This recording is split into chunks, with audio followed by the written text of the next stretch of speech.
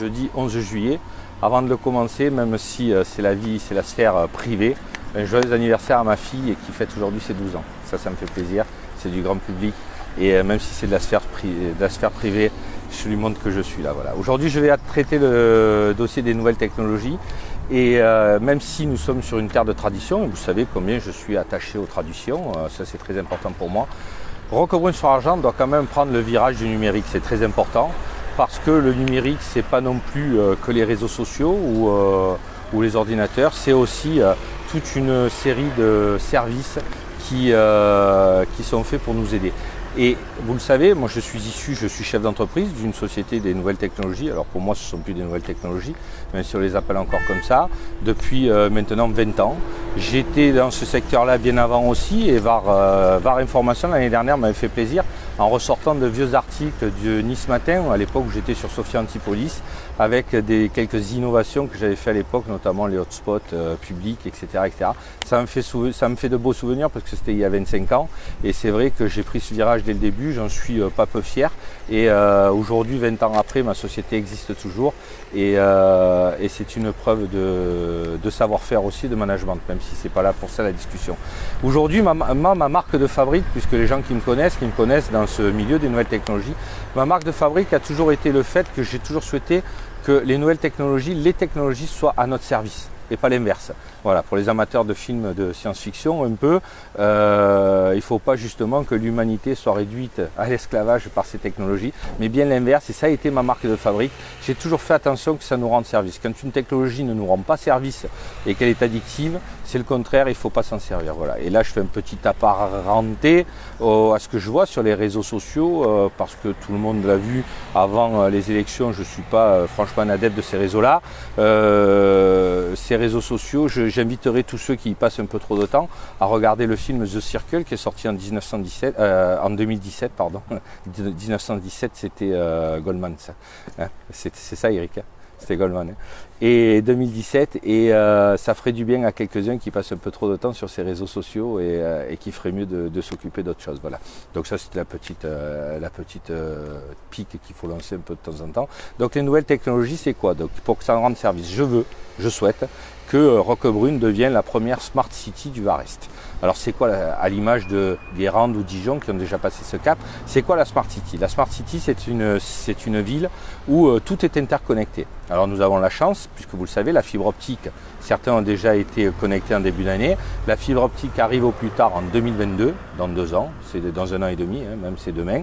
2022, toute la commune sera connectée à la fibre optique, donc ça va nous faciliter les démarches pour déployer cette Smart City. La Smart City, tout est interconnecté, tout interagit pour 1, nous faire des économies, 2, respecter notre environnement, 3, nous rendre service au quotidien. Alors un exemple de Smart City, puisqu'il n'y a que comme ça, il n'y a que par des exemples qu'on peut le comprendre, les candélabres.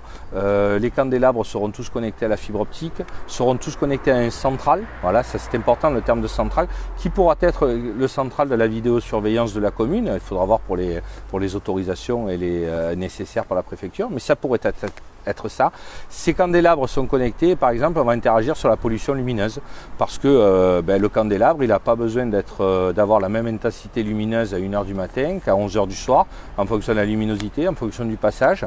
Un candélabre, il peut s'allumer quand les voitures arrivent ou les piétons arrivent, réduire son intensité en fonction de l'heure quand les gens partent, voiture ou piétons.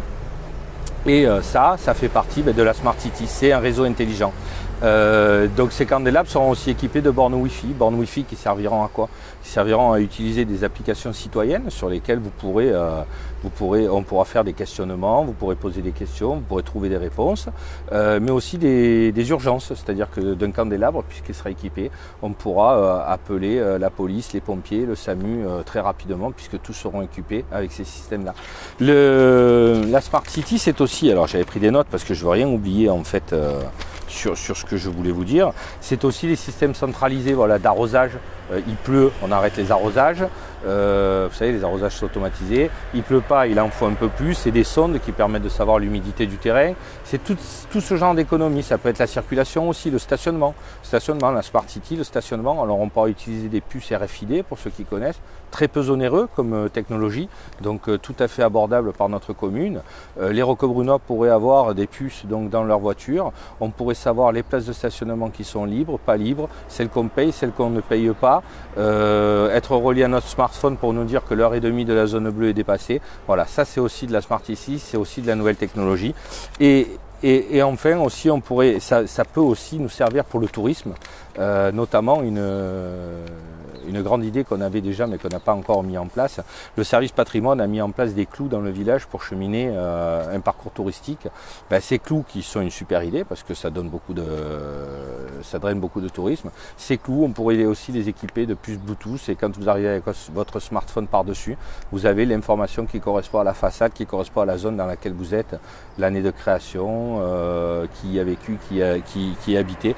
Et ça, au niveau du tourisme, ça peut être très très important. Donc vous voyez, cette notion de nouvelle technologie, il faut qu'elle nous serve, il faut qu'elle soit à notre service, ça c'est très important, mais on peut imaginer plein de bonnes choses là-dessus, et notamment quand je parlais d'applications citoyennes, alors là je fais un peu appel à l'actualité, vous vous promenez dans la nature, vous voyez un dépôt sauvage, attention je ne parle pas de remblai, un dépôt sauvage, tac, on prend une photo, géolocalisation, l'application l'analyse, c'est envoyé directement au central qui fait intervenir une force rapide d'intervention à la propreté urbaine pour nettoyer ça. Et le dépôt sauvage, pardon, je fais exprès de faire des lapsus parce que je vais en parler aussi.